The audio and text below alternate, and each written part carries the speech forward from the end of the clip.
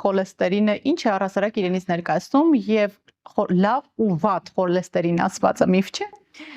Կա լավ խոլեստերին եւ վատ խոլեստերին։ Լավ խոլեստերինից պիտի լինի շատ, վատ խոլեստերինից պիտի լինի քիչ։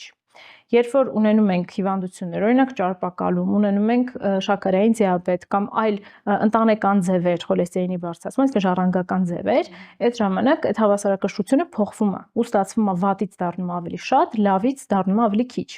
Սա խնդիր է, ու սա է վնասում անոթները։ Ինչպես որ նշեցի, մեր օրգանիզմը սիրում է հավասարակշռություն, պետք է ամեն ինչ լինի իր ճիշտ նորմաների մեջ։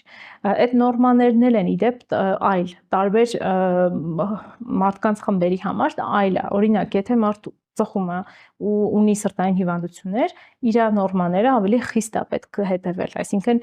չի համարվում, որ օրինակ 20 տարեկան առանց հիվանդությունների չծխող, ալկոհոլ քիչ օգտագործող, ճարպակալում չունեցող մարդու մոտ խոլեստերին ցուցանիշը թույլատրելին այլը եւ սրտանոթային հիվանդություններ ունեցող եւ վատ սովորություններ ունեցող պացիենտի մոտ կամ եթե ընտանիքում կան այդ հիվանդություններից որևէ մեկը, իր խոլեստերինի նորման այլ է։